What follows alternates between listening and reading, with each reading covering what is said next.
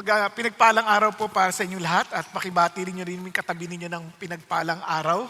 At gayon din sa mga nanonood online. Yan, praise God po sa pagkakataon natin ngayon. Alam po ninyo, tayo po ngayon ay nasa ating last episode ng ating series, Real Faith, no? Living Wisely according to the book of James. Alam niyo, sinasabi nila na aklat ng Santiago ay parang aklat po ay para siyang part ng book of wisdom. Kumbaga, tinuturo sa atin how to live sa mga panahon na ating kinalalagyan. Lalong-lalo na tayo sa panahon natin ngayon, napaka mapanghamon. Kasi maraming tao nga nag-aalala eh. Ano na mangyayari sa atin? Ano na mangyayari sa ating kinabukasan? Na kung mamarapatin nyo lang po, ayusin ko lang muna po itong ating PowerPoint. Gawa ng mali po ang pagkakabukas. Anyway, ayan po. Now, alam nyo sa panahon natin ngayon, sa sobra ng mga hamon na hinaharap, pati yung ating kaba ay may presyo na. No? Nakita ko lang, napansin ko lang, sa isang jeep daw ito ang nakalagay. Minimum fare, 11 pesos. No? Kasi sobrang takot na ng tao eh. Yan po nakalagay sa may jeep. No? Kaya sabi ko, wow, ganun na pala yung kaba ng tao. Ngayon, hindi lang yun. Naghahangad na sila dahil taas ang taas yung gasolina. Naghahangad na tuloy yung ibang tao kung pwede lang, hybrid na lang ang sasakyan. Hindi ho basta hybrid, kundi talagang hybrid na dipidal kasama. Para kung pwede lang pagsamasamahin. Alam nyo, minsan nahanap natin yung sa kabila ng ganyang mga paghahamon, dapat ang puso natin na nanatiling nagagalak dahil ang ating Diyos ang may control ng lahat ng bagay. Amen po. Sabi po niya, rejoice in the Lord always. Again, I say, rejoice. Kasi alam niyo bigyan ko lang kayo ng kasi kamakailan lang ay nanganak yung aking anak. So sa madaling salita ay ako na po ay legitimate na apostolic minister. No, ako ay nasa apostleship na. No, may apo ako. Ngayon alam niyo nung una tinatanong nila sa akin, ano bang pakiramdam ng magkakaapo nung hindi pa nanganganak? Di sabi ko, wala lang. And habang nagtuturo po ngayon, bigla nag-flash yung picture ng bata nung nanganak na nga biglang nagulat ako, bigla na lang tumulo ang aking luha. At biglang pinaalalahanan ako ng Diyos, alam mo yung sigla at saya ng damdamin mo ngayon ay isang pagpapaalala ng aking damdamin para sa inyong lahat. Because all of us, human beings, are like grandchildren of the Lord. Kasi ang una lang naman si Adan at Eva and the rest of us, apo na eh. Tama? And when I look at the baby, he was so helpless. He could not do anything. Kung hindi siya papakainin ng nanay, kung hindi siya tutulungan, and pinaalala sa akin, you were once like that. Parang you were so helpless. Pero tinan mo ngayon, ang laki-laki mo na. You know what I'm trying to say? I provided for you. I took care of you. And I want to remind every one of us, we were once like that, a baby, so helpless. But God took care of us. And now that we are adults, some of us, most of us, masasabi mo bang pinabayaan ka ng Diyos? The things that we were worried about yesteryears, na paglagpasan na natin. Amen? Ngayon maraming sabi natin, ang dami pa rin naming problema. Huwag kang mag-alala. Dadami pa yan. Pero anong ibig sabihin nun? Tingnan ninyo Alam niyo po ba, ang pinakamahabang lugar o pwedeng lakbayin ng paglalakad ay mula po sa Cape Town, South Africa, hanggang sa Magadan ng Russia, sa bahagi ng Asian continent ng Russia. Ang haba niyan. Kaya nasabing pwedeng lakarin kasi wala kumbaga, lahat po ay may tulay na magdudugtong sa lahat ng mga dadaanan. Hindi mo kailangan mag-eroplano, hindi mo kailangan magbarko dahil may tulay. Kanya namang sa laban nitong lakbay na to, umaabot ito ng mga 22,387 kilometers. Can you imagine that? At Google ka ng 4,492 hours to travel para sa paglalakad. At kung tuloy-tuloy, walang tulugan, mga 187 days. Pero kung every 8 hours yung paglalakad mo, tapos pahinga, a day 8 hours a day, maari na makaka-lakbay ka ng mga 561 days. Sa lalagpas ka, tatawirin mo ang 17 bansa, 6 na iba't ibang time zones, at iba't ibang season ng taon. Now, ba't ko ito kinikwento sa inyo? Sa kasalukuyan, ayon sa report, wala pang nagtagumpay na makatawid. Kasi tatawirin mo ang Sahara, ang init ng Sahara Desert. Tatawirin mo ang lamig ng Siberia. Talaga iba't ibang biyahe. Sobrang hirap. Almost to the point of impossibility. Pero bakit ko kinikwento sa inyo? Kasi ang Christian life, sabi nila, is not hard. It is not even difficult. It is an impossible journey without God. And let me just tell you this. Yung Christian life, yan po ay marami ang nakatawid. Marami na ang nauna sa atin. And they were able to endure. They were able to overcome. At yung faith that worked with them is the same faith working in us. Kaya tingnan niyo po, sabi ng Bible, na napakaliwanag sa Hebrews 12. Sabi niya, therefore, since we have so great cloud of witnesses, ito po'y tumutukoy doon sa mga nasa chapter 11. And sabi niya nun, surrounding us, let us also lay aside every encumbrance and the sin which so easily entangles us, and let us run, look at the words, with endurance, the race that is set before us. So sabi niya, ano tayo? Tuloy tayo sa ating pagtakbo. Ay, ito, pakinggan niyo ha. And fixing our eyes on Jesus, the author and perfecter of faith. Now, kaya ho yung sinasabi ating real faith, yan ay, yung sinasabi ni James, hindi yan sumusuko. Hindi yan mahinang faith. Yan ay buhay. Kapag tinignan nyo ng mabuti, tingnan nyo, si Jesus mismo, yung pong pinaka-object ng faith, siya rin ang may akda at siya rin ang magpapaganap ng pananampalataya na yan. Kaya nga ho, tingnan ninyo, sabi niya, siya na-endure niya yung hostility ng mga makasalanan, laban sa kanya, pero napagtagumpayan niya yun. Kasi nasabi niya, kaya tayo rin, walang dahilan para sumuko. Kaya tingnan nyo yung summary, para mabalikan lang natin. Yung totoong pananampalataya, hindi yan sumusuko. Nagtutuloy-tuloy yan. At kayang sumunod yan sa salita ng Diyos. Balagi natin nasasabi, hindi namin kaya, tao lang kami. Of course, hindi natin kaya kung tayo lang.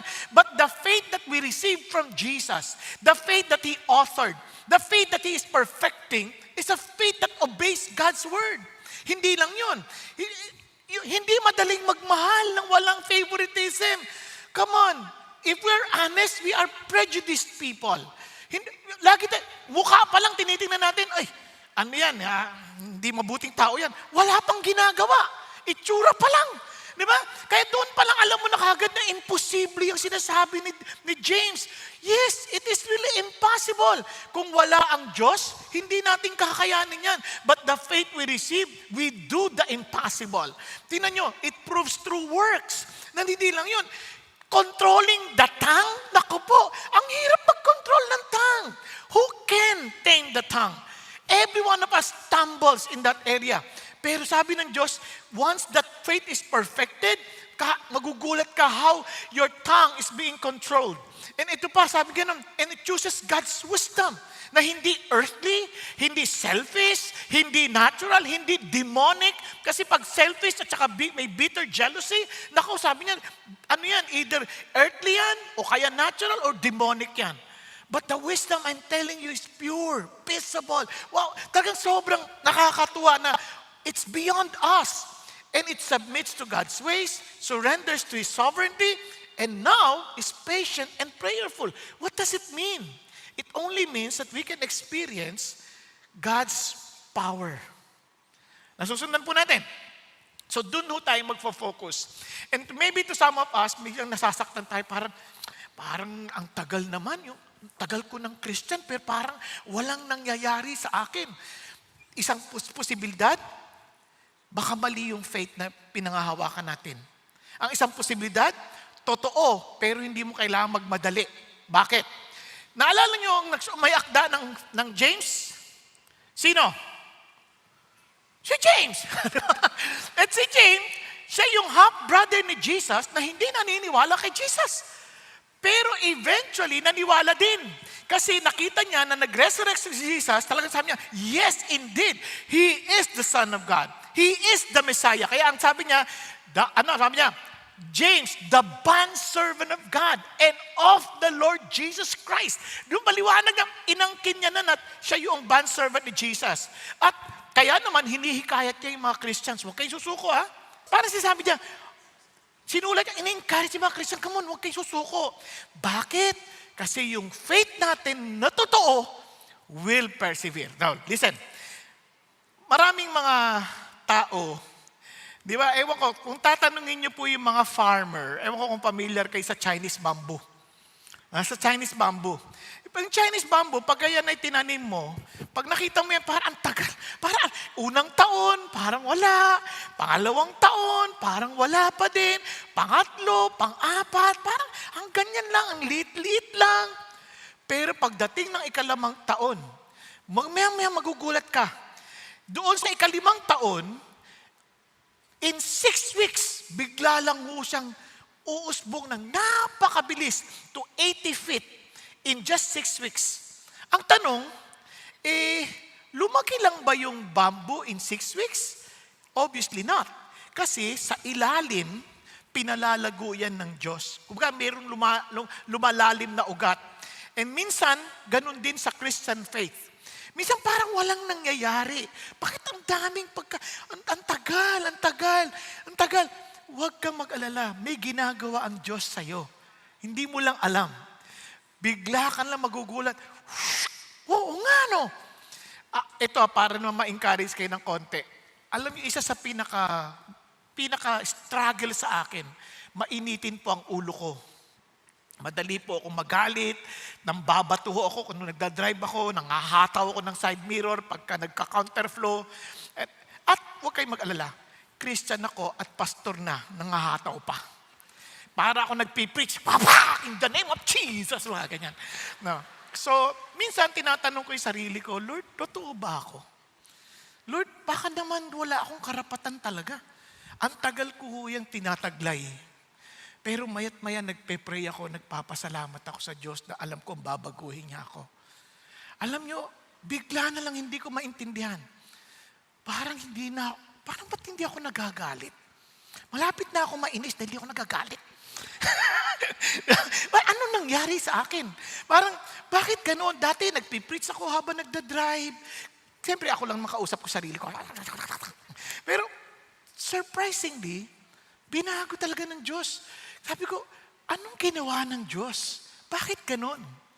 Anong nangyari? Hindi ko maikikwento sa inyo muna ngayon, pero pag nagising ka na, kikwento ko sa'yo. Pero what I'm saying is this, wag kang susuko. God is doing something in you. And I believe, kaya naniniwala ako sa prinsipyong 2 steps forward, 3 steps forward, 2 steps back. Then 3 steps forward, 2 steps back. Tama? Ibig sabihin, kahit na umuusad ka, kahit pa isa-isa lang, alam mo, totoo yung faith mo kasi umuusad ka. Are you following? Pakisabi sa katabi mo, huwag kang ma-discourage ha. Kasi totoo ang ating pinaniniwalaan. Totoo si Jesus. Okay? Ngayon, tingnan ho natin ito. Kapag dumadaan na tayo sa napakaraming mga pagsubok, dahil lalo na sa panahon natin ngayon, gusto natin lahat instant eh. Di ba? Instant noodles, instant yung mga instant coffee, di ba? Lahat, ang dami gusto natin instant. Pati sa, lalo sa wifi, gusto natin mabilis pag nagbabuffer. Ano ba? Ang tagal naman yan. Galit ka na kagad sa PLDT, galit ka na sa kung ano-ano. Inaaway mong Globe, inaaway mong Smart. Kasi ang tagal eh. Unang-una, wala ka namang subscription, mahiya ka nga. Gagalit ka pa. So, nagmamadali tayo lagi. So, yung ating kultura, parang ini-encourage na parang lahat nagmamadali. So, tuloy, alam nyo ba, ang speed, kaaway ng Diyos yan. Kasi ang sabi ng Diyos, they that wait upon the Lord shall renew their strength. They will mount up with wings like eagles. They will run and they will not get tired. They will walk and they will not get weary. Kaya ang tao na nakakilala kay God, marunong silang mag-intay because they understand that their God is in control. Relax sila. Kaya nga, ang mga nagmamadali, yung agad-agad madalas naloloko tayo pa nagmamadali. Tama? Kaya relax ka, yun ang sinasabi ng Diyos. Kaya ang tanong sa atin, how does real faith respond when life is hard? Pag humihirap na parang walang nangyayari, Lord, asan ka? Hindi namin alam. Ang dami na namin problema. Hindi namin alam paano namin haharapin. Pataas ang pataas yung presyo ng gasolina. Ano nang gagawin namin? So, lahat, iba nagrarally na. Iba pa paano magkokontrolin yan? It's beyond us. Kaya ito ang dapat natin maintindihan. May sagot si James. Real power or real faith experiences what? God's power. That power is readily available to all of us who have real faith. Yung pag genuine yung faith mo, meron kang kapangyarihan na at work and kailangan mo yung maranasan. Paano? Pansinin nyo ang gandang ginawa ni James kasi sinandwich niya Nagsimula siya sa consider it all joy when you encounter various trials so you do not give up. Then again, he's telling us to do the same. We are to persevere, we are to pray, we are to proclaim. Sabi niya, you want to experience the power of God? Then real faith will persevere.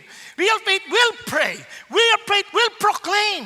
Hindi siya natatakot sabihin kasi totoo yung kanyang pinananampalatayaan ng Diyos at siya ay hindi mo kailangan magdalawang isip. Kayo are so confident to proclaim about Him. Now, tingnan po natin to.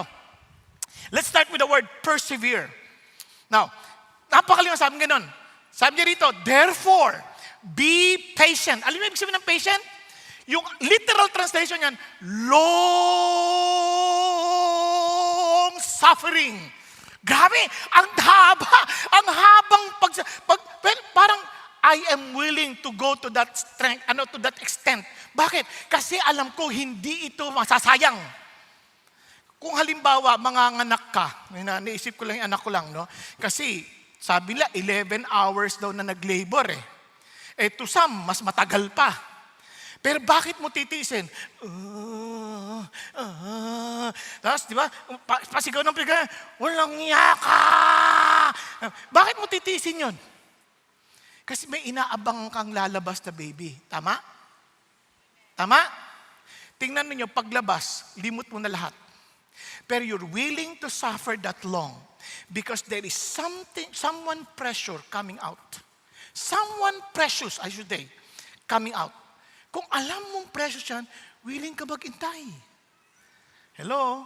And kaya yung sinasabi ng Lord, therefore be patient. Bakit? There is someone so precious coming. Hindi ito yung mundo natin. Our Lord is coming. Yun ang pinaka-precious. Kumbaga, kung ikaw ay may ka-date, at gustong-gusto mo yung ka-date mo na yan, yung love na love mo, parang kahit ang tagal niyan, iintayin mo yan. Kasi alam mong darating at darating siya, and that person is so precious. Ganon din, kung ang asawa mo, mahal na mahal mo, hindi ka magsasawang mag-intay. Anak natin, pagka late na dumating, hindi mo pinagsasawang antayin. Makakatulugan mo, yes, but you're always expecting that they are coming. Bakit? Because they are precious. Di ba? Ganun din, pag ikaw ay nagninegosyo, may profit, it may take long, but you are continuously trying to wait. Bakit? Alam mo, parating yung gustong mangyari. Pero kung wala ka ng pag-asa, ay bahala na. Pero ito, sabi ng Lord, no, He is coming. Gusto mong malaman paano mag-intay? Gayahin mo yung mga farmer. They wait for the precious produce of the soil. Paano? Being patient about it until it gets what? The early and the latter rain. Kumbaga, itong mga farmer na to, willing sila maghintay. Importante yung early rain. Yung early rain, yun po yung magpapalambot ng lupa. Yung latter rain, yun naman po yung magpe-prepare para mag-mature na ho yung mga tanim, para i-harvest na. Kung wala yung mga ulan na yun, walang harvest. Now, anong sinasabi sa atin dito? Bagamat yung farmer pwedeng magbungkal, bagamat yung farmer pwedeng magtanim, bagamat yung farmer pwedeng maglagay ng fertilizer, isang bagay na intindihan mo when you are waiting, when you are patiently, perseveringly waiting, hindi mo makokontrol ang ulan. Hello? Hindi mo sabihin, hoy ulan, bumagsak na! Hindi mo magagawa yun. Hindi mo mauutusan yung cloud na pumunta sa'yo. Eh siyempre ngayon sa technology, sabi na may cloud seeding, pero hindi mo makukuha yung totoong ulan na kailangan sa pagtatanim. Naunawaan po? So, anong sinasabi sa atin ng Diyos dito? Ang sinasabi ng Diyos sa atin, ganito ang faith. Di ba? The farmer trusts God with what he cannot control. And he works faithfully with what he can control. Because faith does the same thing. Faith is not learning how to control God's timing. Faith is learning how to trust God's timing. Hindi mo man agad makita yung resulta, relax ka lang. May timing ang Diyos. Okay tayo?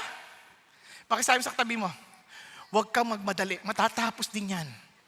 May timing si God. Huwag kang magmadali sa mga pinagdadaanan mo. Titigil din yan. Di ba? Titigil din yan. Basta ang mahalaga, magtiwala ka na may tamang timing si God. Kaya ulitin natin, sabi niya, tinuloy niya pa. Faith, you too be patient. Ikaw din, ikaw. Strengthen your hearts for the coming of the Lord is near. Look at the words. Yung word na strengthen your hearts, ang ibig sabihin, establish your heart. God said, build up your heart. What God is saying is that He's not always changing our circumstances. He's not trying to fix our circumstances. He's trying to fix us. Yung ating karakter. Kaya nga, establish your, kasi itong totoo. Yung problema, yun ang naglalabas kung anong laman ng puso natin.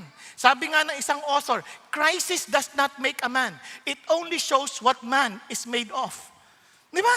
Kaya alam mo kung ano yung laman ng puso mo, lalabas yun sa panahon ng may pressure. Kahit na, tingnan nyo, yung mga tao, magpupuri sa Panginoon niya, talagang pasayaw-sayaw pang ganyan. No? Gulatin mo, lalabas yung laman ng loob. Subukan mo lang, takutin mo lang. Lalabas yung katotohanan. Di ba? Kaya maraming tao, parang ano sila, okay sila. Parang ang bait, praise God, hallelujah. Nung naapakan na. Pag malambot pa, ganun, lumalabas ang katotohanan. Para yung toothpaste pag pinisil mo, kung ano yung laman sa loob, yun ang lalabas. Kaya minsan nilalabas yun ng Diyos, hindi para hiyain tayo, kundi just to show us where God wants us to become better. Okay tayo? Hello? Kaya tingnan nyo, pagtaas ang gasolina, dali sabihin, the Lord provides. Yun kung meron ka. Biglang wala, biglang tumaas yung gasolina. Ay, nako, ano ba yan? Sisisihin na si Trump, sisisihin na si Netanyahu, sisisihin na si Khomeini. Di ba? Kung sino-sino na sinisisi. Sisisihin ng presidente, sisisihin ng ang mga nasa gobyerno. Hindi. Ang Diyos may hawak sa lahat. Naunawaan? Establish your heart. Learn. Ano yung dapat natin matutunan? Di ba? Kasi trials reveals what is inside us. You see, God is not not to fix our circumstances. He is what? To form our character. So tuloy tayo sa verse 9. Kaya do not complain, brethren, against one another, so that you yourself may not be judged. Behold, the judge is standing right at the door. Ano napansin niyo? Pag nape-pressure tayo, sino sinisisi natin? Sa bahay, pag malang kakainin, kanya-kanyang sisihan na yan. Tama? Hindi ka kasi nagtatrabaho Kulang kinikita natin. Away na yan. Teka, sino ba nagpo-provide? Si Lord. Hindi naman yung asawa mo Hindi yung kumpanyang pinagtatrabahuhan. Si Lord ang nagpo-provide. Kaya huwag nating isipin na tayo ang nagkumikilos, kaya tayo Of course, pag tayo ay masipag, sabi ng Diyos, bibigyan niya tayo. Kasama yan sa kanyang rules Pero, siya pa rin ang nagpo-provide. Naunawaan? Kasi yung farmer, masipag sila, pero pag di umulan, paano? Si Lord pa rin ang magpo-provide. Kaya, kinan nyo alam nyo ba yung salitang do not complain? Ang ibig sabihin niyan, umiikot ang mata. May sabihin, mag-aral kayo para magandang kinabukasan nyo. Yan na naman. Kita mo ang hirap ng buhay natin ngayon? Ganun, umikot yung mata. Tama? Oh, ibig sabihin, kayo, magtrabaho kayo para may kakainin tayo. Yan na naman. Na, sa totoo lang, reklamo tayo na reklamo. Kaya pati sa mga boss natin, di naman tumataas yung sweldo namin, ikot na may mata. Diba? Bakit? Alam niyo bakit? Kasi we are always looking at each other when problem comes. Doon lumalabas. Kasi yan, yung ating attitude, yung pag-grumble, yung pagkoreklamo, is actually a sign that our hearts are impatient. Parang impatience na yun ay nagpapakita lang na wala ka rin pasensya sa Diyos. Nanuan? Bakit? Parang sabi mo, Lord, mali naman timing mo eh. Ang tagal ko naghihintay. Di ba? Tapos, ito pang binigay mo asawa sa akin. Tamad. Di ba? Hindi tamad yan eh. Tinamad na lang yan dahil ikaw napangasawa. Hindi na totoo lang. Ang sipag kaya nung nililigawan ka niyan. Hinahatid ka, sumasakay sa jeep. Di ba? Kahit na hating gabi na, hatid ka pa. Ang sipag. Eh, nung napangasawa ka na, tinamad. Kasi lagi mong binubunga ay, ayoko na nga, wala mo pala nangyayari. Di ba? Kaya nga alam nyo, maniwala kayo sa hindi dapat yan nagtutulungan yan nagtutulungan. Kasi sabi nga nila, sa bawat tagumpay ng lalaki, sa likod niyan ay babae. Di ba? Kung feeling mo bigo yung asawa mo, malaki kasalanan mo, hindi mo siya tinutulungan. At sa bawat kabiguan ng lalaki, alam mo kung sino nasa likod niyan? Bruha. Diba? O kaya, vampira. Bakit vampira? Meron ka vampira. Yan. Talaga nakakarindi yan. Di ba? Sinisip-sip lahat ng dugo mo. Diba? Kaya tuloy, hindi nagiging nahihikayat. Hindi siya natutulungan to become better. Now friends, listen to this. Kung naniniwala ka that our God is in control, and He loves us, do you think He will allow anything that will destroy us? Pag-isipan nyo. Tanong mo yung kasama mo ngayon, palagay mo binigay ng Diyos para sirain ka? Hindi. It is to build us up. Amen? It is to build us up. Kaya nga, don't be impatient with God. God is in control. Because hard seasons reveal what's really living inside our hearts. Naunawaan po? Kaya nga, tingnan nyo, sabi sa verse 10, as an example, brethren, of suffering and patience, take the prophets who spoke in the name of the Lord. Can you imagine? Ang gilang niyang example, tingnan niyo yung mga propeta. Yung mga propeta, they speak the very word of God. But it doesn't mean that they are comfortable. Bakit? Si Jeremiah was imprisoned. Si Elijah was hunted. And many prophets were rejected. Ang hirap ng kanilang buhay, but did they stop doing the very mission that God entrusted them to do? They never did. Tuloy pa rin sila. Bakit? Kasi alam nila, it's not about our comfort. It is the mission that God placed upon our hearts. Kasi hindi naman ito ang mundo natin eh. One day, He will come and He will reward all of us. Diba? Kaya nga, tatandaan natin ito minsan, nilagyan sa amin, Lord, ang faithful ko sa iyo, tapos ganito pa nangyayari sa amin. Friends, faithfulness never guaranteed comfort. It has always guaranteed God's presence. Maintindihan nyo yan. Mag-handle kayo ng D-group. Ano ba to? Akala ko, be-bless kami. Una, parang ako, bless ako, nag-attend ako ng D-group, nakakatuwa. Naghahanda ka na ngayon, nagluluto ka na, ini-invite mo sila. Tapos biglang hindi darating. Something came up. Nakaluto ka na. Tapos, buti sana ko isa lang, mamaya, nagte-text siya, something came up. And nobody came up. Lahat, bakit ganyan? Di ba? Sunod-sunod. Nung una, exciting. Pangalawa, parang pahirap ng pahirap. Yung iba naman, magdadala na ng food, nakaka-excite. Yung iba, pag marami na nakikita pagkain, hindi na nagdadala. Nag-uuwi na lang. Di ba parang, ay ano na nangyari sa amin? At itong maganda, nag-aaral ka. Paghahanda mo sila, magre-reklamo pa sila sa turo mo. Nakakaantok naman siya magturo. Inuulit lang yung sinabi no Sunday. Di ba? Parang hindi man lang na-appreciate yung effort mo. huwag kang mag-alala, hindi sila ang judge, si Lord. You may not see it immediately yung gagawin ng Diyos sa atin. He's fixing and continually forming our character. Kasi nga, ang importante, yung presence ng Diyos. Yun yung iiyak ka, Lord, grabe, nahirapan na po ako. And you would sense the very loving embrace of God. Yun ang isang bagay na hindi mo may pagpapalit. Now, in verse 11, we count those blessed who endured, who have heard of the endurance of Job. Biglang ginamit niya si Job. Kasi grabe yung pinagdaanan ni Job. And I've seen the outcome of the Lord's dealings, that the Lord is full of compassion and is merciful. Pag binasa mo yung Bible, walang kasalanan si Job. He was so faithful to God. And yet, in one day, he lost everything.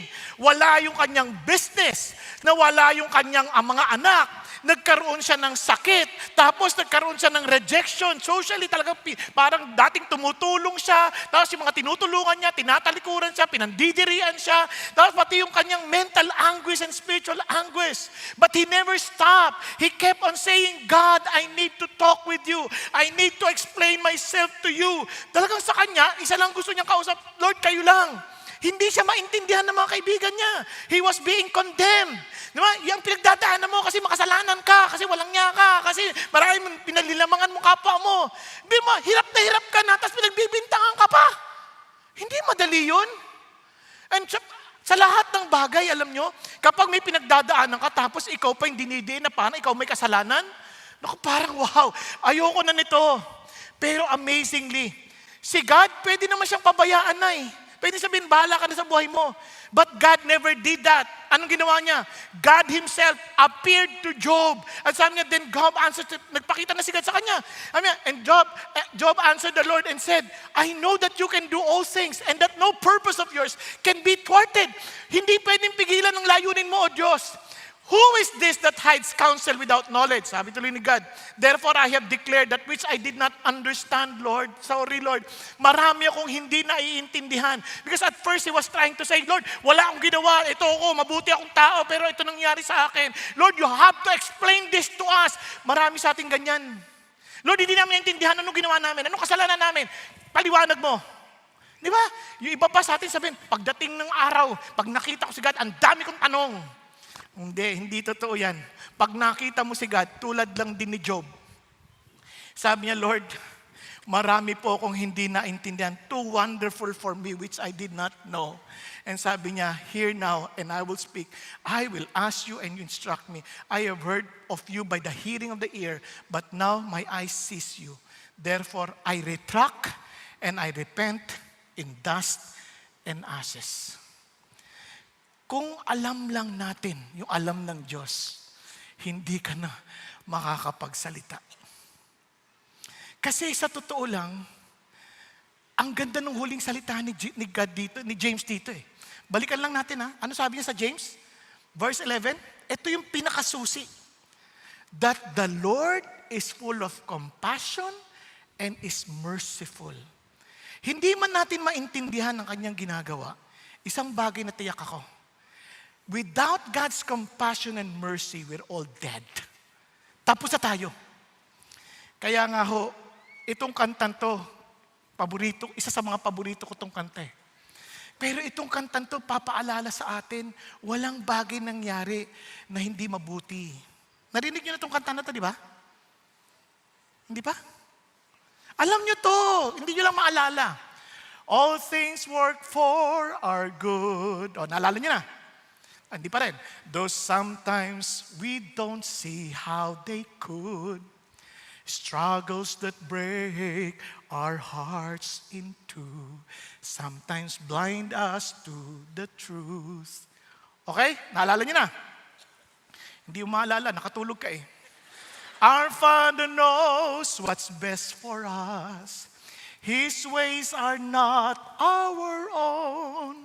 When your pathway grows dim and you just don't see Him, remember, you're never alone. Hindi ka nag-iisa.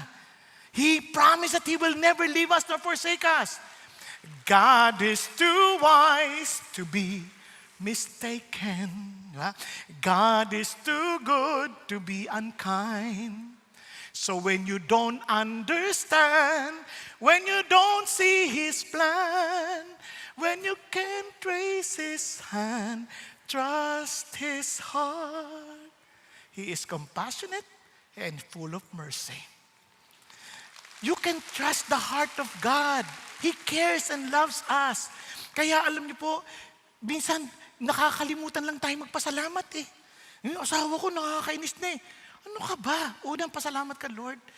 Thank you, binigyan mo ako ng asawa because sabi mo, he who finds wife finds favor of you. So, isipin mo naman, tingnan mo nga yung sarili mo. Bakit ka pagbibigyan ng asawa para makasama mo lang habang buhay at para magdusa? Hindi, yung asawa mo, hindi ikaw. Pag-isipan mo. Ako nga pag iniisip ko, sabi ko, Lord, thank you ako sa asawa ko. Parang, sino ako para paglingkuran niya? Sino ako para suklayan niya? Pagka, siya nagugupit sa akin eh. Kaya kung naiinis kayo sa gupit ko siya. Love you, sweetheart. Isang isipan, sinatsaga niya ako yan. Nagsusok. Amya, bakit ayaw mo ko sa barbero? Eh kasi baka mamali ang gupit sa'yo. Makita lahat ng toklat mo. What I'm saying is this. Sino ka para bigyan ng nanay na meron ka ngayon? Sino ka para bigyan ng magulang na magtatrabaho para lang sa kakainin mo at pag-aaral mo? Para lang masigurado meron kang kinabukasan? Sino ka para bigyan ng anak para maging kasiyahan mo at minsan nauutusan? Sino tayo? Yun lang may makasama tayo. Sino tayo para bigyan ng isang magandang lugar where we can worship the Lord? Samantalang ang iba ay nagtatago dahil hindi nila alam dahil hindi siya pinapayagang sumamba ng malaya. Di ba? Pag-isipan niyo mabuti. Sino tayo na para dalhin sa isang lugar tulad dito para lang matulog? Our God is so full of compassion and mercy. Let's thank the Lord. Bigyan tayo ng bansa na tulad ng Pilipinas. Alam niyo, yung Pilipinas, sabi nila, mahirap. Hindi. Sa dami ng ninakaw ng leaders natin, buhay pa tayo. Ang yaman natin. Pag-isipan niyo mabuti. Kung sa ibang bansa yan, baka hindi na sila makakain. Tayo nakakakain pa. May aircon pa tayo. Nakakapag-drive pa tayo kahit na ang dami na nilang ninakaw. Diba? Let's thank the Lord. Lord, thank you hindi mo kami pinababayaan. But you allowed all these things because you're teaching us something. Minsan, nadali natin magturo, masama sila. But how about us? Ano bang naging contribution natin talaga?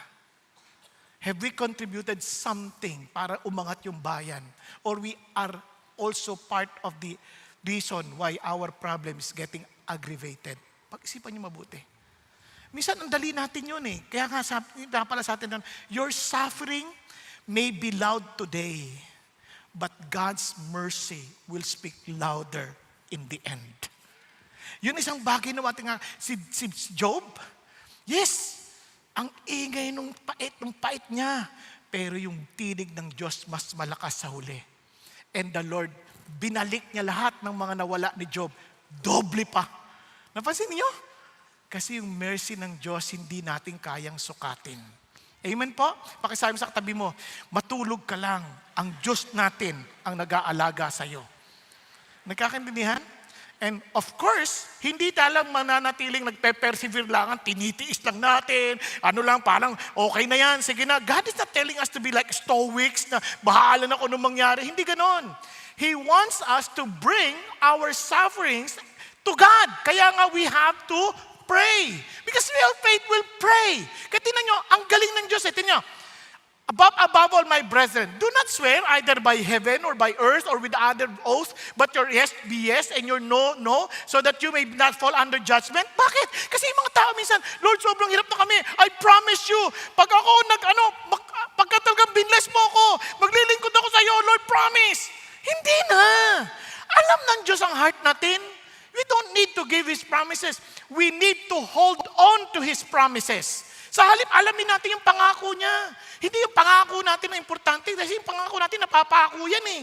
Kaya sabi ng Lord, in fact, as Christians, We don't need to swear because we are known in our honesty. Alam niyo ang Christian, pag sinabi mo nagsalita ka, para ka nagbibigay ng yung personal oath sa Diyos because si God nakikinig. Kaya tinan mo, that you may not fall under judgment. He hears every word we say. He hears every attitude we express. Lahat yun, alam ng Diyos yun. Kaya sinasabi ng Lord sa atin, hindi mo kailangan i-express pa, I promise, honestly. Wala na. You must be honest. You must be truthful. But in order to do that, you must have an authentic faith, believing that God, the promises of our God. Bakit? Kaya sabi niya, Lord, is there anyone among you suffering? Anong gagawin niya dapat? Nagsasuffer ka? Don't complain. Don't make promises. Instead what? Pray! Yun ang gawin mo. Mag-pray ka. You trust the Lord, then you pour out your heart to God. And say, Lord, nahihirapan po ako sa ganitong kalalagayan ko. Tulungan mo ako. Lord, hindi ko alam ang gagawin ko. You pray. Prayer is just telling the Lord what you have in your heart. Hindi na kailangan yung bulahin pa sila, God, you are so great and wonderful. Lord, hirap po ako. Lord, nahihirapan na po ako. Wala po kaming makain. Lord, nagdudusa ho kami. Masakit po yung nararamdaman ko. Kasi tatay natin siya eh. Saan ka tatakbo? Kung siya yung ating tatay, siya yung ating matalik na kaibigan, siya yung ating asawa as a church, we are the bride of Christ. Siya yung, kumbaga, siya yung totoong nagmamahal sa atin, sabihin natin, nararamdaman natin. Hindi masama yun. Alam nyo, katulad nito, may nagpa-pray sa akin, ayaw na tuloy magpa-pray ulit. Sabi niya, Pastor, pag-pray niyo, may sakit ako. O sige, Panginoon, kung hindi mo siya pagagalingin, kunin mo na siya. Sayang pera niya. Pero kung pagagalingin mo, pagalingin niyo na, kawawa naman. Pastor, wala ka namang ganyanan. Di ba? Kasi, baka kunin ako ni Lord eh. Nagpa-pray ka mo eh. Di sasabihin natin kay Lord kung ano na talagang gusto mo. Kung ayaw mong mamatay pa, di sabihin natin, Lord, ayaw niya pa pong mamatay eh. Pero gusto niya na pong gumaling. Kaya linawin naman niyo sa kanya, ba't kailangan niyang gumaling? Kasi maraming tao gustong gumaling, wala naman dahilan. Hindi naman niya alam ba't sila bubuhay. Di kawawa lang, puro consumption lang din ang kanyang haharapin. Naunawaan po. You tell God, nagsasuffer ka, you pray. Ano pa sabi niya? Ang ganda naman, buti na lang hindi laging suffering ang buhay. Is anyone cheerful? Ibig sabihin, may mga seasons of life. Mayroong mga seasons ng suffering, may seasons of rejoicing, may season of blessing. And sabi gano'n, he is to sing praises. On both seasons, ano sabi niya? You focus on God. Nakuha natin? Kahit anong pinagdadaanan natin, sa Diyos tayo tumakbo. It's like saying that real faith does not run from God in suffering. Ayoko na kay God, nagsasuffer ako. And it does not also forget God in success. Kaya maraming mga tao taga sobrang pinagdaanan ng hirap and they run to God. And after running to God, after a while, hindi naman agad-agad, binless sila ng Diyos. Oh, huwag mo kalimutan si God. Ganun kasimple yun. Meron pang lumapit, Pastor, pag-pray mo naman ako kasi nahirapan ako eh. Nung dati, yung tithes ko parang 1,000 lang eh. Kasi nga, okay naman ako, faithful ako. Ngayon, Pastor, laki na ng kita ko. Ano na eh, maabot na ng 100,000 yung tithes ko. So pag-pray niyo naman ako, sige, pag-pray kita. Lord, pwede ba yung kita niya pababain mo? Sa 1,000 para hindi siya mahirapan? Kawawa naman eh, nahirapan na siya eh. Ay, wag naman, Pastor, wag naman. Wag naman. Yung kakayanan na lang. Yan, sabihin mo yung totoo kasi para alam mo rin. Kasi maging totoo tayo sa Diyos, yung totoo, tatay natin siya eh. Sa totoo lang, nagpapasalamat talaga ako sa Diyos kasi siya talaga yung natatapunan ko ng aking nararamdaman. Oh Lord, nahirapan ako pa nagpipreach ako, natutulog talaga siya eh. Sinasabi ko talaga. Sabi ko, pero wag niyo naman siyang patulugin ng tuloy-tuloy ha. What I'm saying is, I'm open and telling God what I feel. If I'm suffering, I pray. If I'm rejoicing, I sing praises to Him. Are you following? So, napaka-simple na sinasabi ng Diyos. And let's continue. Sabi nga doon, tignan nyo ha. You see, bigla sabi niya, is anyone among you sick? Ano, bakit pati-pati pag may sakit? Then, he must what? Call for the elders of the church. And they are to pray over him. Alam nyo ba, pag nagsasuffer ka, minsan kaya mo pa kahit mag-isa ka lang eh. Kapag ikaw ay masaya, siyempre kayang-kaya mo kahit mag-isa ka. Pero minsan pag may sakit ka, parang feeling mo nag-iisa ka na talaga. Lalo na kung nakarating ang ganun, parang wala kang maasahan, wala kang masabihan, lalo na kung byuda ka pa, wala kang matawagan. Ano gagawin mo? Yun ang nakalimutan natin. Tayo'y kabahagi ng isang katawan. Tayo ay kabahagi ng isang church. Kaya alam nyo, sa laki na ganito, tatandaan nyo, during that time, ang kanilang church ay house to house. They meet. Kaya nga in our case, we grow in small groups. Kaya may small groups. Kaya minsan we encourage you to be part of the small group so that you would understand what it means to be part of the body of Christ. Kasi iba, parang, ba't ako mag-small group? Busy-busy lang ako. Kaya pagdating ng araw, nakita mong talagang kailangan mo ng panalangin, wala kang malapitan. Bakit wala kang makitang pamilya? Wala kang makitang pamilya kasi we need to understand that we are not alone. Yes, God's presence is there. But one of the manifestation of God's presence, alam nyo ano? His body, the church. Ang sarap no na meron kang kapatid na alam mong kasama mo, nagpipray. Kaya sabi niya, then he must call for the elders of the church. Yung mga sa small group, yung mga leaders, puntahan ka, ipag-pray ka. Hindi mo kailangan yung pastor. But in the body of Christ, in the smaller settings, andyan sila, they can pray for you. Those who are ahead of you, those who are more matured in the relationship with God. Nakaka-encourage kaya. Ito na sabi niya, and they are to pray over him, anointing him with oil in the name of the Lord. Anong gagawin natin? Since we're part of the body of Christ, ano sabi niya? Tingnan niya, you pray for the sick, then you anoint with oil. Ano ibig sabihin ng anoint with oil? Dalawang ibig sabihin. During the days of Jesus Christ, yung oil, medicinal yan. Naalala niyo yung Good Samaritan? Nung meron siyang na hold up, ano ginawa niya? Pinahiran niya ng oil. Dala niya lagi yun. Kasi to them, it's medicinal. At the same time, yun din ang isang paraan, parang to remind them of the presence of God. Kasi it symbolizes the Holy Spirit. So ang idea, parang gusto kong i-encourage ka, okay lang, kung ang gusto ng Diyos sa iyo ay mapadoktor ka, nandito kami, sasamahan ka namin kung kinakailangan. Kung kailangan mo ng gamot, nandito kami, tutulungan ka namin. Pero ang iba, lalapit kung kailan may kailangan, hindi sila kilala. Kailangan tulong po, nagatin ako CCF. Saan? Kanino? Kaninong D-group ka? Sino area pastor mo? Hindi ko alam. Pati mo alam. Dapat kilala mo yung pamilya mo. Naunawaan po?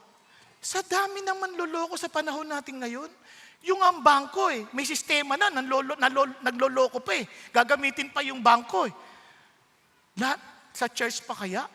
Alam niyo man, daming dito lalapit, pingin tulong. O, kailangan namin ng gamot. O, alika, bila kita ng gamot. Ay, hindi ko, kailangan ko pera. Kala ko gamot kailangan mo. Hindi, pera po. O, sige. Saan ka bang, ano ba sakit mo? Tingnan ko nga. Ano po, uuwi po kasi akong probinsya O, sige, hatid kita sa bus. Yung iba hinatid na The following Sunday, yan na naman. Bakit? Kala ko umuwi ka na sa probinsya. Di ba taga Bicol ka? Opo, pero bumalik po ako kasi parang walang gamot doon Naintindihan niyo ibig sabihin? O paano kung walang small group, walang accountability? Kaya wag ko kayong magagalit kapag minsan parang ang laki-laki ng church, di ba lang ako tinulungan? Hindi po. Because this property that we have is not ours. They belong to Jesus. So we need to be responsible. We need to be good stewards. Kaya naman, may system din tayo. And God taught us that. Paano? They met in the temple and they met house to house para may sense of accountability. And everyone is working together for the glory of God. Okay tayo? Kaya I encourage you, be part of a small group. Di ba? Ngayon, kung hindi nyo alam paano ako magiging part, may Let's Connect. Ina-announce naman may Let's Connect. Kung gusto nyo, mag-Welcome Wednesday. Pwede kayo magkaroon ng group doon. Kung young people kayo, punta kayo sa Elevate. Kung mga singles kayo, punta kayo sa Big. Di ba? Kung sa adults, ang dami Pag gusto, maraming paraan. Pag ayaw, daming dahilan. Oh, huwag kayo magagalit ha. Sino sa inyo may small group na? Membro kayo na small group. Sige, taas yung kamay nyo. Oh, baba natin ulit. Sino yung wala pa? Wala pa, huwag kayo mahiya. Hindi ka naman uusgahan. Wala pa. Okay, konti lang. O sino dito yung hindi nagtaas ang kamay? Bakit? Ganun lang. Kasi alam nyo ho, it takes a lot of humility, it takes a lot of honesty to be part of a small group. Kaya naman, doon natin matetest yung totoong loving one another. Dahil kung wala yun, paano natin malalamang nagmamahal tayo? Kasi puro hipokrito sila doon eh. Huwag kang mag-alala. Kulang pa sila ng isa. Punta ka na. Di ba? We are not here to judge one another. We are here to help one another. Yun ang idea ng Diyos. Kaya nga, you anoint them with oil. And look at this. And the prayer offered in faith will restore the one who is sick. Ano ba ibig sabihin ng faith? Dapat ba yung uutusan mo yung sakit? Lumayas ka dyan, sakit. Hindi ganun ang faith. The prayer offered in yung bang faith dapat walang pagdududa kahit single doubt lamang. Hindi. Sabi nung isang, sa Mark chapter 9, Lord, I believe, but help me overcome my unbelief. It is an honest expression na sinasabi natin, Lord, ito po yung kalalagayan ko. Because I believe that you're God and you're real, you're a person, I'm telling you what I'm going through. That's faith. Lord, natududa po ako, pitulungan niyo po ako. Naunawaan po? Kasi yun ang idea nun. Ito yung faith. Without faith, it is impossible to please God. Everyone who comes to God must believe that He exists. For He is the rewarder of those who believe in Him. Naniniwala ka nag-i-exist siya, then tell Him your concern. Tell Him your problem. Yun ang sinasabi. Kapag pinag-pray may sakit, may kami pinag-pray. Sabi niya, Pastor, hirap na po ako. Totohanang sabihin, Lord, marami nakarinig nun. Kasi nag-pray kami, marami kami. Lord, nahihirapan na po yung kapatid namin. With all sincerity, Lord, kung hindi mo na mapagalin, Lord, pauwiin mo na siya at makapagpahinga na siya sa presence ninyo. Pero kung pagagalingin mo, Lord, please, gawin mo na agad. And the following day, umuwi na siya sa Lord. Mali ba yung prayer? Hindi. Kasi sinasabi mo sa Lord kung ano talagang nilalaman ng loob mo eh. Di ba? Yung iba talaga, siyempre naintindihan mo, gusto pa rin lang mabuhay, pero just calm them and let them understand. To be with Jesus, hindi masama. Naunawaan? Kaya lang, ito yung ano, kaya nga, yung promise will restore the one who is sick. Who will restore? Whether medicine yan ang gagamitin ng Diyos, doctor yung gagamitin ng Diyos, o kung ano man, sabihin mo pa rin sa Panginoon. Ang problema lang, minsan, nauuna yung advice natin kaysa sa prayer. Di ba? Brother, may sinisipon ako eh. Wala yan. Pag-pray mo ako, ganyan pa. Pag-pray mo ako, tagal ng sipon ko. 1 linggo na, tsaka may ubo pa eh. Maglagundi ka lang. Advice ka agad eh. Pag-pray mo naman muna. Diba? Malay mo kung anong source ng kanyang ubo at sipon.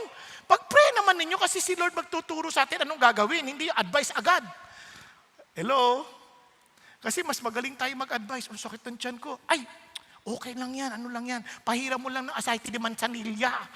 Agad-agad, ganun kagad. Bakit hindi? Humingi ng prayer, di pag-pray mo. Tama? Andiyan pa kayo.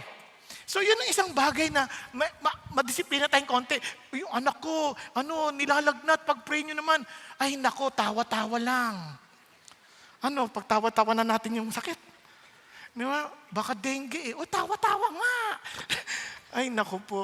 Pagtatawanan talaga tayo ng mundo. Parang mga Christian, may tawa-tawa talaga to. Hindi, makinig tayo sa Diyos. Amen? Mag-pray tayo. Then, the Lord will lead us. Kahit na doktor pa yan, kahit na gamot pa yan, kahit na walang medical intervention, si God pa rin ang nagpapagaling. And the Lord will raise him up. And if he has committed sins, they will be forgiven. Ano sinasabi niya? Minsan yung sakit, may kasalanan na nagawa. Kasi nangyayari din yun eh. Kaya nga, ang karugtong niyan, kaya nga ang mahalaga ito, when we pray, the prayer of faith is not confidence in our ability to pray. Minsan ganun eh. Hindi ako marunong mag-pray eh. Hindi naman. It is confidence in God's ability to act. Naunawaan? Doon tayo nakafocus kay God. Kaya naman, the power of prayer does not come from a perfect faith. Why? The power of prayer comes from a perfect God. Naunawaan? Andiyan pa tayo? Si God. Now, tuloy tayo. Tingnan nyo kasi minsan yung sakit, dala din ng kasalanan. Kaya sabi nga ng ibang doktor, yung tinatawag ng psychosomatic illnesses, minsan because of too much worry, ng isip na apektuhan. Yung isip kasi, hindi lang yung parang inisip mo, may sakit ako. Hindi. Meaning, it affects your mind, no? Yung iniisip mo. Kaya minsan, hindi na naintindihan na merong tinatawag na spiritual therapy. Meron ding sakit sa spirito. Kaya nagkakasakit ang tao. Kaya sabi niya, confess your sins to one another. Now, hindi sinasabi rito, ito yung basic principle para hindi kayo malito Hindi sinasabi rito na kailangan makonfess mo lahat ng kasalanan mo. Hindi ganon. Public sin, public confession. Nagkakantindihan. Private sin, private confession. Ang idea ng confession dito is that you affirm, you confirm, you agree. In other words, sinabihan ka na, mali ang ginagawa mo. Ang tigas ng ulo mo, hindi. Tapos kayo nagkasakit ka ngayon. Bigla ngayon, oo, inaamin ko na, nagkasala ako. Yon. Kasi sinabihan ka na Yun ang idea ng confession dito. Hindi yung parang, kailangan i-confess mo lahat para gumaling na ako. Paano kung di ka gumaling? Ano niyo? Ang idea kasi dito, parang binalaan ka na, sinabihan ka na, mali ang ginagawa. Tinuloy mo pa din. Naintindihan? Andiyan pa kayo? Kaya sabi niya, so confess one and pray for one another. Tingnan nyo he did not inassure na mahihil ka so that you may be healed. Naunawaan? Kasi may mga pagkakataon na yung sakit na yan, hindi necessarily gagaling ka. Magagaling ka sa Diyos, sa langit ka na. Pero minsan, pagagalingin ka talaga because it's really because of sin. Like bitterness, sinabihan ka na, patawarin mo na kasi yan. Ayaw mo pa rin magpatawad. Alam nyo, ang dami nagkakasakit because of bitterness. Di ba? Ngayon, iba naman, dahil sa kawo-worry, huwag ka na kasing mag-worry. Worry ng worry, nagkasakit. Naunawaan po? Kaya, minsan sinasabihan ka na. Then, sabi niya, teka, itong isipin nyo. The effective prayer of a righteous man can accomplish much. Now listen, para tayo magkaliwanagan. Secret sins sometimes keeps us sick. Confession opens the door for healing. Kaya magtataka maraming tao, marami silang tinatago sa kanilang puso na hindi na masabi-sabi, natatakot sila. And it causes them too much stress. Kaya sila nagkakasakit. Para huyan yung bata, naalala ninyo, yung kwento ni Peter. Naalala niyo pa si Peter, nung naglalaro ng tirador, biglang tinamaan yung pato ng lolo niya. Tumalsik. Ano yun? Dugo yun dugo. Ayan, buti hindi umabot sa'yo, kundi bato ka na ngayon. Di ganun, patay. Siyempre, takot Tinago ngayon ni Peter. Biglang sabi ng kapatid, "Hi Peter, I saw what you did." Nakamatay. Please don't tell anybody, don't tell Lolo, don't tell. Yeah, but you know what? Nasaya na. Di ba? Di guilty. Eto na ngayon si Peter. Meron silang assignment ng paghuhugas ng plato. Sabi time nung ate niya. Sabi ng ate niya, Andrea, you are to wash the dishes today, yeah? And Peter will go with us in the mall. Sabi niya, no. Peter told me that he will take care of the dishes. And then I'll go with you. Sabi niya, yes, Peter? Peter, am I right? Yes. Walang magawa, pero punong-puno ng takot, sama ng loob. Binamanipulate na si Peter. Masakit na ulo niya, dami niyang problema. Kasi, patay siya sa lolo niya Hanggang sa hindi niya na makayanan. Talagang sobrang hirap na siya. Sabi niya, "Lo, mayroon akong kukumpisal sa inyo." "Ano yan, anak?" "Napatay ko po yung pato niyo." "Alam mo, anak, kanina alam ko na yan, nung una pa lang napatay mo. Nakita ko din Inaantay ko lang aminin mo." Isipin niyo yung mga dala nating sakit ng ulo. Dahil sa takot nating malaman ng iba. Samantalang pwede mo namang sabihin sa Panginoon Diyos at kung sino mang taong involved. Amen po? Tatahimik ang buhay mo. Yun ang sinasabi ng Diyos dito. Kaya pagdating sa verse 16, therefore, confess your sin. Look at the words. The effective prayer. That prayer is so effective. It's so powerful. And we, who are forgiven by Jesus, we are the righteous people of God. Can you imagine if we will all learn to pray? Ano kaya mangyari sa bansang ito? Sometimes we complain more than praying. Mas marami tayong reklamo kaysa sa prayer. Reklamo tayo na reklamo sa mga government officials. Are we praying for them? Sa totoo lang. Di ba? Reklamo sa mga church leaders. Are we praying for them? Kaya ang talo sa atin, kunyari ako nabasa ko, nalaglag isang pastor. Nalaglag. Ay ko, Lord, iyak ako bigla eh. Lord, hindi ko man lang napag-pray. Bless ako sa mga libro nila. Tapos ito ngayon, ang dami lang kapalpakan. Never ko silang pinag-pray. Bigla ako naalala, ang dali nating maghusga. Kahit sama nila, hipokrito sila. But if they're part of the body of Christ, bakit hindi natin sila pinag-pray? Kapatid, learn to pray for one another. We belong into one body. Pag isa nagkasakit, lahat tayo damay. Di ba? May kasabihan sa Pilipino, sakit ng kalingkingan, sakit ng buong katawan. Meron lang madali. Kaya damay tayong lahat. So I beg of your prayers. Bakit? Kasi tao lang din kami. But prayer, because it's so powerful, it releases God's power into real situations. Prayer changes hearts. Prayer transforms lives. Prayer brings heaven's power into earthly problems. Ganda-ganda ako sa sinabi ni John Chrysostom. Sabi niya, the potency, yung kapangyarihan ng prayer has subdued the strength of fire. It has bridled the rage of lions. It has expelled demons. It has broken the chains of death. It has assuaged diseases. It has rescued cities from destruction. It has stopped the sun in its course. It has arrested the progress of the thunderbolt. Grabing kapangyarihan ng prayer. Ang tanong, and that prayer has been given to us, Christians. What are we doing with it?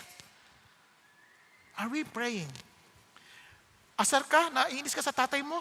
Are you praying for him? Naiinis ka sa asawa mo? Are you praying for him? Kaya sa halip na dibdibin mo yung problema mo, uulitin ko, tuhurin mo. Ay, wag ganyan. Tuhurin mo. Baka nga ganunin mo. Patay yan, di ba? Hindi. Kaya we pray. We bring to God in prayer. And look at what he says. Elijah was a man with a nature like ours. Well, si Elijah, grabe, pinadala niya yung apoy eh. Grabe yun. Hindi ko kaya yun. He prayed and sinabi niya, wag uulan. Hindi umulan, 3.5 years. So sabi niya, grabe yun, hindi ko kaya yun. Hindi. Pareho lang na si Elijah. Ang sinasabi ng Diyos, tao lang din siya. Nadidepress din siya. Natatakot din siya. Kapareho lang na si Elijah. Kumakain din siya ng 3 beses ang araw. Kapareho na si Elijah, nagugutom din. Kung may sunglass lang ng panahon na yon, magsasunglass din si Elijah. Katulad ni Renato. Kapareho lang natin si Elijah. Inaantok din siya tulad mo. Naunawaan? He is just like us. Kaya nga pinatulog siya ng pinatulog ni Lord eh. Naalala nyo? Pinatulog siya ng pinatulog. Kasi kapareho lang natin siya. But he was able to confront the king. He was able to stand at the Mount Carmel against all false prophets because he prayed. Naunawaan po. God does extraordinary things through ordinary people who pray. Pakisabi sa katabi mo, God can use you. But you have to pray. Pray. Real faith prays. Kaya sabi, ang galing. Kaya pinaalala niya ulit, then he prayed again. And the sky poured rain on the earth and produced its fruit. Friends, faith waits. Faith works. Faith prays. And God moves. Amen po? Kaya today, makakaread tayo ng testimony before we go to the last point na talagang nakita niyo how the Lord answered prayers. So andito po si Caleb and si Ronnie to share with us their journey of prayer. Good afternoon. I am Rolly de la Cruz, married to my ever-loving wife, Lani, for 22 years. we're blessed with a son, Caleb, whom we have committed to raise in the Christian faith. We joined CCF in 2019 and currently serving the Lord as the group leader and members of various ministries. Good afternoon. I'm Caleb, 21 years old and in my third year of college. A D group member and a leader, part of the core leaders of Elevate Angono, the Exalt and the host team ministries in CCF Angono. At around 7 p.m. of November 16, 2024, while my wife and I were in CCF Angono attending a D Leaders Assembly, Caleb, who attended an Elevate Fellowship, sent a text message saying, "Bahay na po." Everything seems fine, but when we got home, around 9 p.m., we saw Caleb lying on his bed with dried blood on his nose and vomit in the kitchen sink and toilet. Caleb was incoherent. I immediately called his D group leader, and together we immediately brought Caleb to the nearest hospital. However, we were advised to transfer to a larger hospital that is better equipped to handle the case.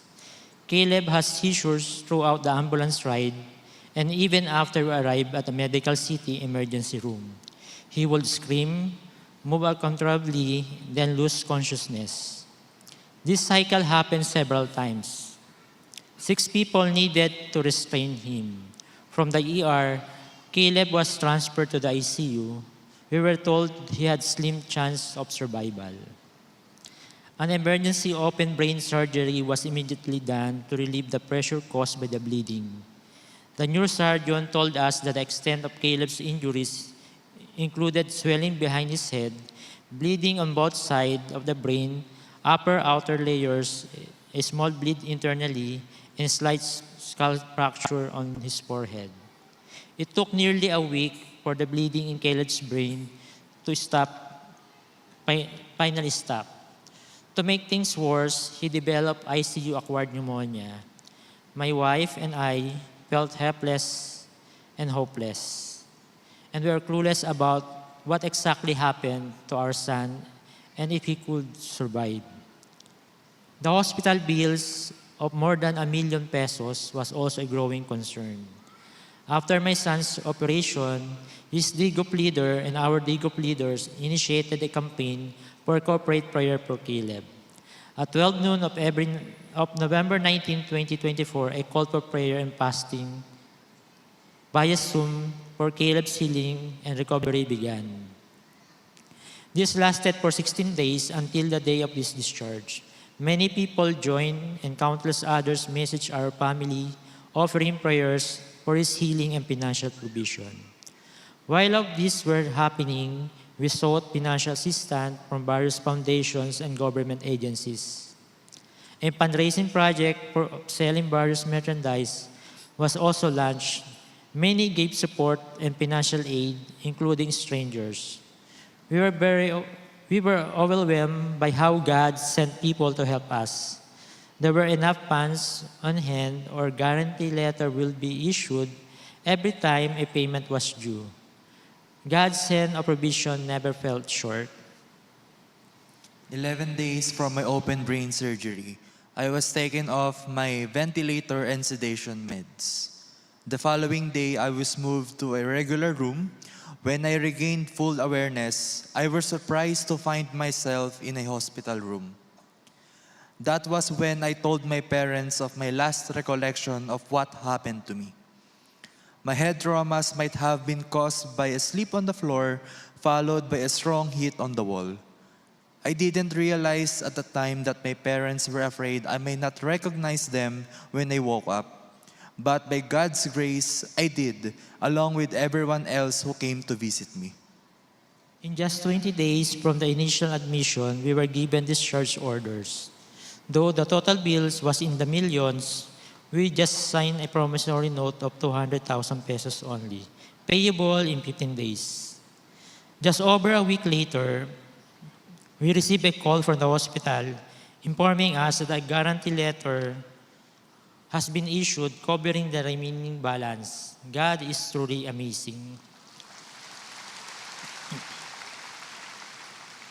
As my recovery continued, we discovered during the physical therapy that my locomotor skills were not affected. Even though the doctor said that healing and improvements would take time, God, in His mercy, chose to accelerate that process. Instead of the usual 6 months of recovery from an open brain surgery, my skull replacement procedure was successfully done only 3 months after that incident. Praise God. The main area the doctors wanted to work on was my speech. I stand here deeply grateful to God that I am personally sharing with you the testimony of His miracles in my life. I also shared this in a radio station and have been delivering messages in different CCF gatherings.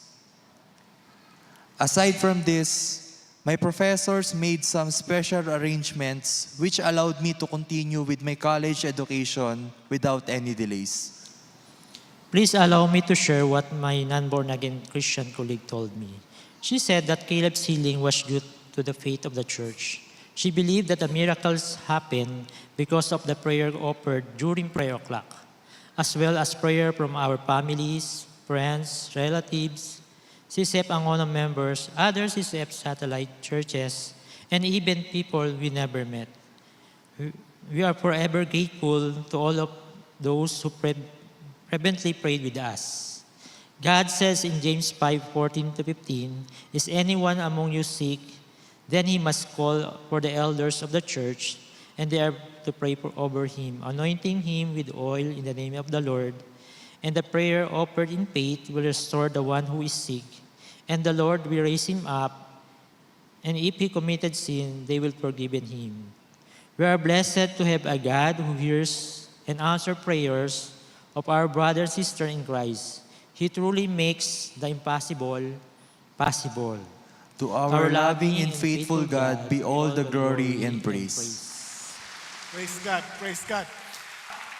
Tayo na po ay tutungo sa panghuli. Of course, ito po yung napaka-importante. We do not just pray, we proclaim because we believe in the power of our God. Amen po?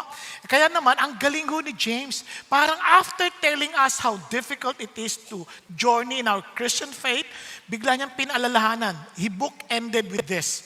Sabi niya, "My brethren, if any among you strays from the truth, and one turns him back." Ano sinasabi niya? Parang, listen carefully. Sinasabi rito, tinan niyo yung tao hindi nagrebelde. Little by little, he strays from the truth. Na, alam niyo po, dito babantayan natin ang ating mga sarili. Kasi, bagamat yung faith ay totoo, minsan, kapag mali yung ating mga nasamahan, tandaan niyo, sabi rin ni Paul, bad company corrupts good morals. Hindi yan bigla. Unti-unti lang, a little compromise here, a little compromise there, magtataka ang layo mo na. Nakuha ninyo? Kaya yun ang isang bagay na dapat nating maalala. Kaya sa pinapaalala ng Diyos, yung mga distraction from God. Minsan, yung iba nga, hindi ko sa inilalahat, no? Iba, nagsimula muna, sige, ano nang muna tayo, online na lang muna tayo. Again, hindi masama yun kung talagang hindi kaya. Ha? O dito naman tayo. Kasi habang pinagagaan mo yung buhay mo, minsan hindi ko sinasabing lagi, minsan yung comfort, sinisira yung ating potential.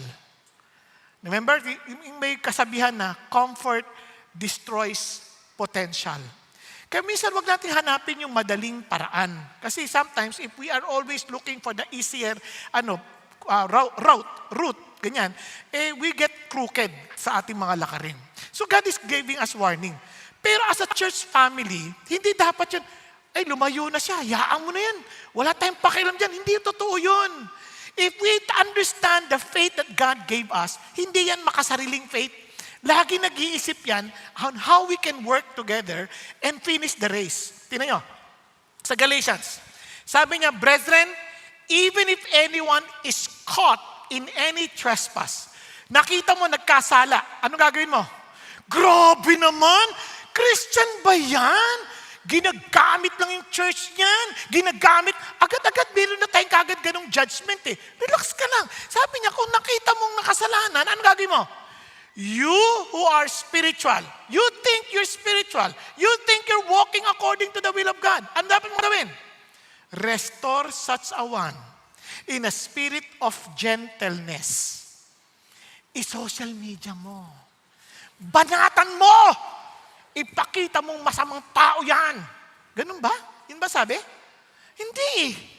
With gentleness, pero liitan mo lang ang sulat. Para gentle. Ganun ba yun? Di ba?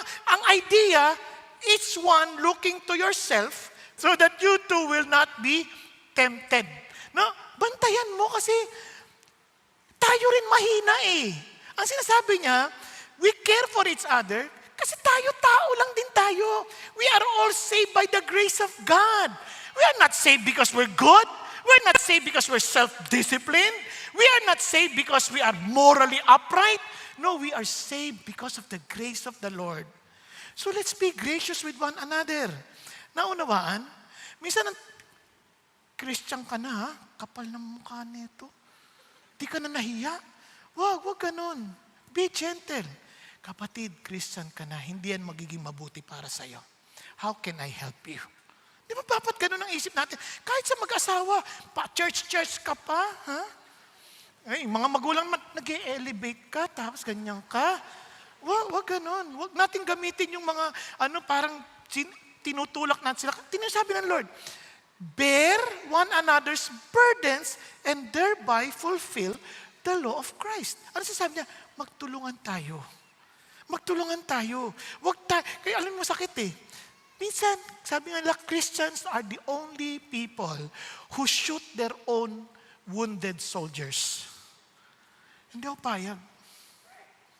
Kung masama yung tao, tulungan natin. Christian tayo eh. Naunawaan, huwag nating apakan. Kamali, sisiraan pa, aapakan pa.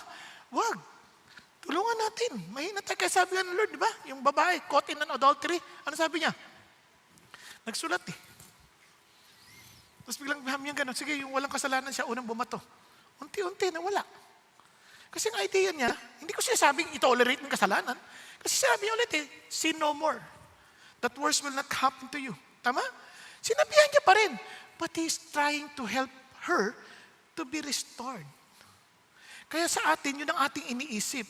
Kaya tinan niyo, sabi ng Lord, paalala niya, tinan niyo, let him know that he who turns a sinner from the error of his way will save his soul from death, and he will cover a multitudes of sins.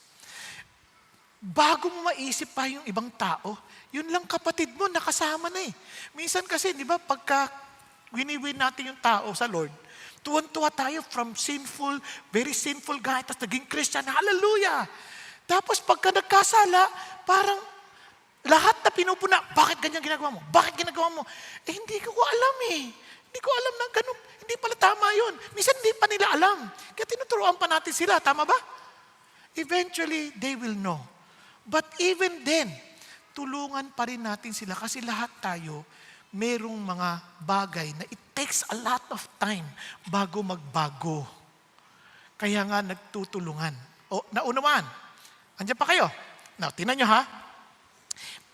A healthy church, tanda natin to, does not ignore wandering believers. Nagkamali, mayroong mga questions sa isip, biglang may napunta sa maling paniniwala. Hindi lang, relax lang. I-guide natin. Huwag natin i-condemn. False prophet ka! Mga ganun, huwag naman ganun. Tulungan natin. Matututo din naman yan eh. Dahan-dahan kasi they will understand the truth because they see the love of Jesus in us. Are you there? Are you still there? Now, para lalo natin ma-appreciate yan, let me just end with the story. Because a healthy church lovingly brings them home. Do you still find the body of Christ as your home?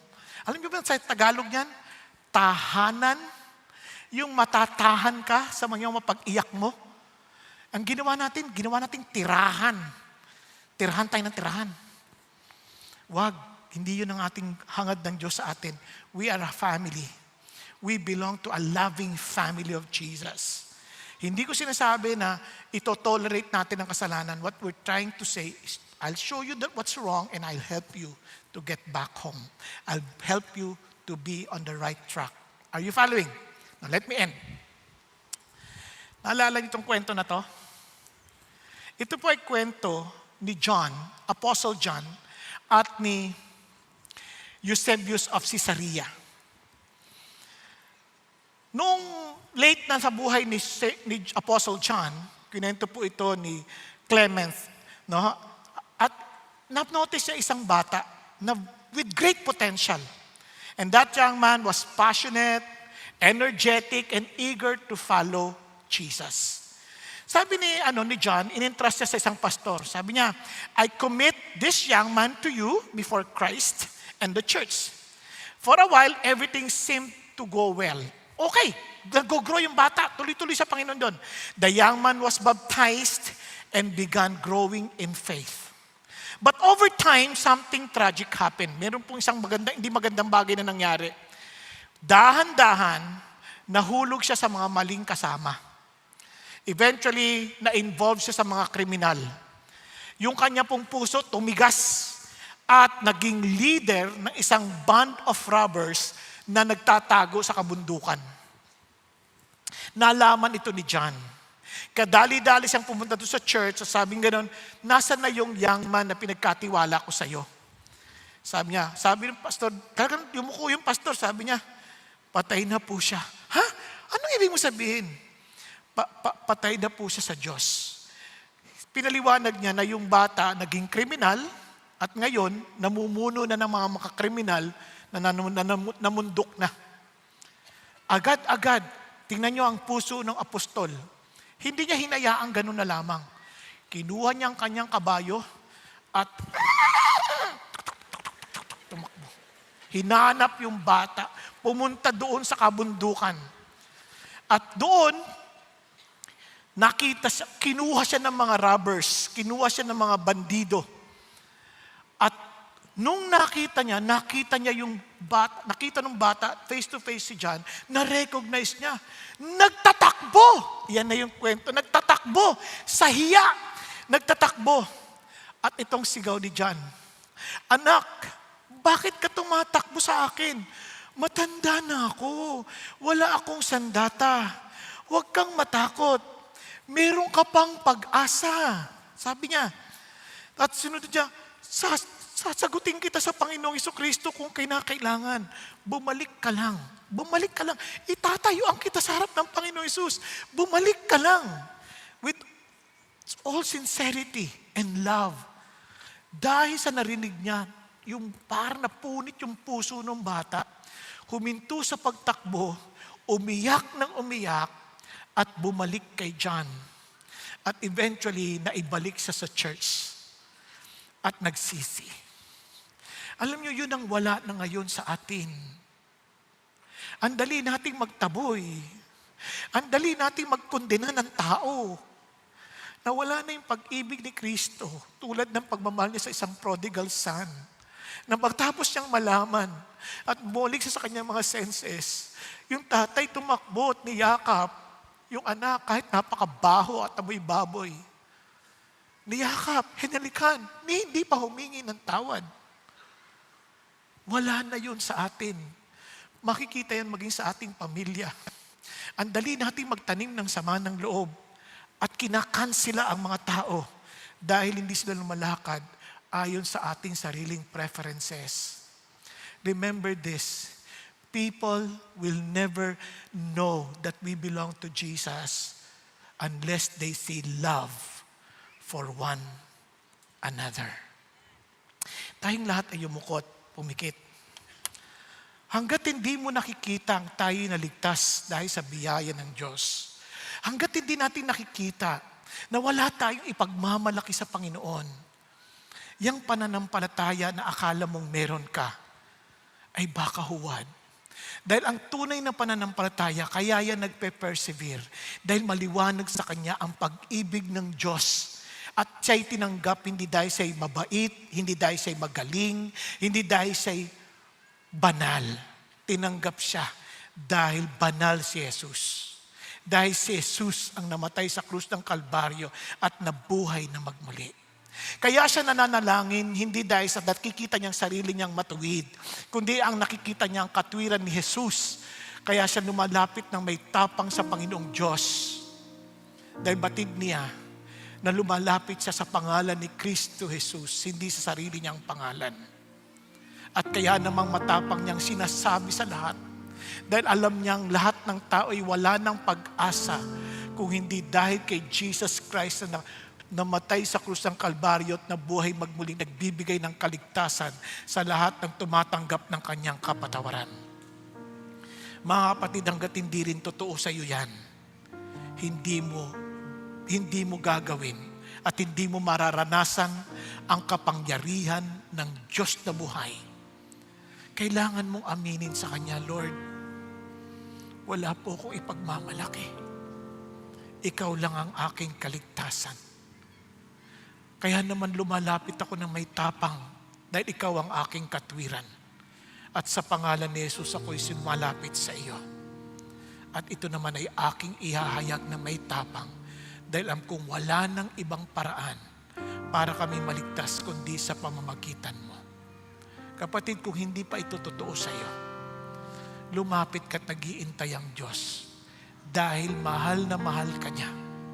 Dahil mahalaga ka sa Kanya, kaya siya namatay sa krus para makasama ka niya ng walang hanggan sa Kanyang kalangitan. Kaya't kailangan mo lang magpakumbaba at aminin, Lord, kailangan kita. Nanunumbalik ako sa iyo. Kung nagkulang man ang tao sa akin, hindi kayo nagkulang. Kaya sa iyo ako nagpapasako. Kaya kapatid, kung kinakausap ka ng Diyos ngayon, be humble. Taas mong kamay mo sa Kanya, Lord, ako po yun. I need your love. I need your grace.